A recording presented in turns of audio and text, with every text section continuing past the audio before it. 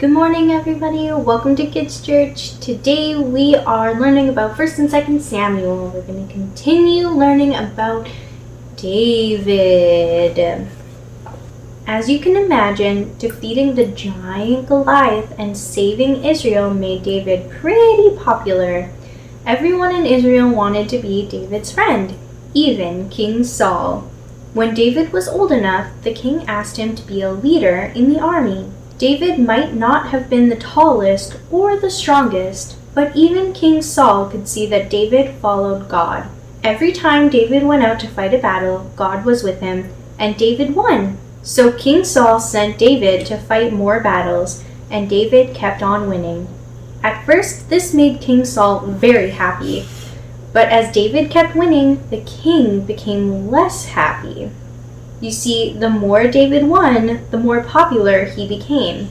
"Hooray for David!" the people would yell every time they saw him. King Saul got jealous. Do you know what jealous means? To be jealous is to want something that someone else has. With all this winning, David was now more popular than King Saul. If David kept winning, eventually the people would want him to be king. King Saul was jealous of David's popularity. He was jealous of all of David's victories. He was jealous that God was with David and not with him. So King Saul got angry. Have you ever been so angry that you did something that wasn't very smart, like throw your favorite toy or yell at your best friend?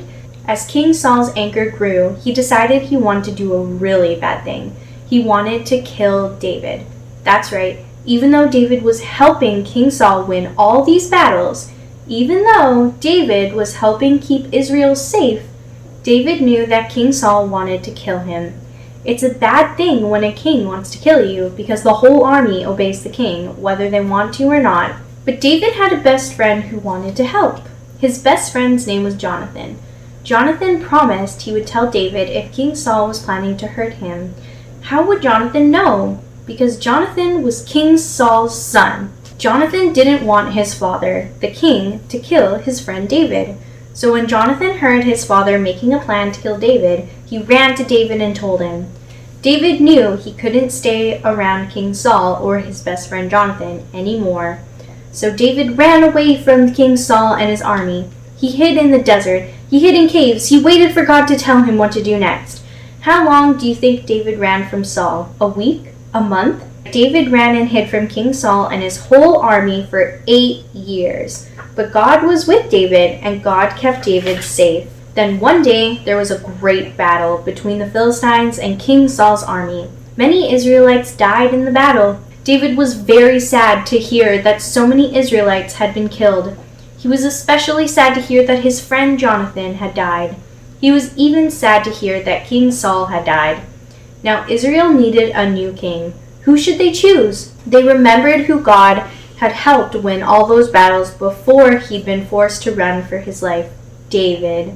In time, Jesse's youngest son, David, would become Israel's king, and what a great king he would be.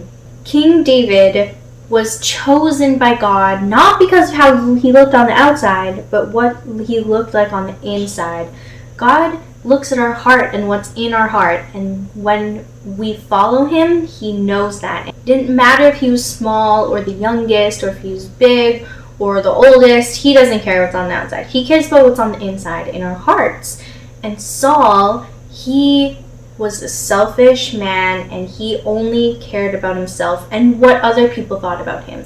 He did not care about God, and he was so concerned about what other people thought and said about him, and he wanted to please everyone that he forgot about God, and God left him. And he went and found King David, and he chose David to be the next king, the next leader of his people, because David was kind, and he loved God, and he didn't care what other people said about him. He only cared about what God said about him. And that's what matters. What's in our hearts, how we act, and how we love everyone around us and God is what matters most. Here's our craft. Today we have 2 crafts. The first craft, you're going to need a piece of paper and a marker. So you're going to want to fold your paper in half like this, And then fold it in half again. And then you want to open it so you have 4 squares. So what you're going to do is you're going to draw a person. And on this bottom one here, you're going to draw a heart. So in our story, God chose David not because of how he looked, but because of what was in his heart. So what you're going to do is you're going to draw yourself here, how you think you look. And then you're going to ask God, hey God, what's in my heart? What's something that you see in my heart that makes me special? And that's your drawing craft. And then your second craft, ready? You're going to need pipe cleaners and beads. So you're going to pick a color. Purple. No red, like red. Red. Okay. And you're going to need some beads. So then grab a bead. That one. And you're going to put it on the pipe cleaner. And you're going to go all the way down. So grab another bead. So what you're doing is you're making a friendship bracelet. In our story, David had a best friend named Jonathan. And Jonathan protected him even when it was scary and it was hard. And he loved him. Because Jonathan protected his friend, he was able to become a king. David was able to become a king and do God's will. So we need to be good friends with the people in our lives and to try hard to protect them and to pray for them and show them that they're loved. So you're going to make a friendship bracelet and you're going to give it to your friend and tell them how much you love them.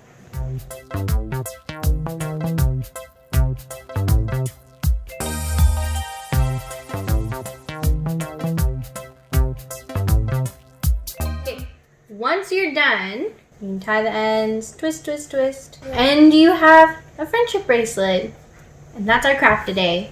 We're gonna pray.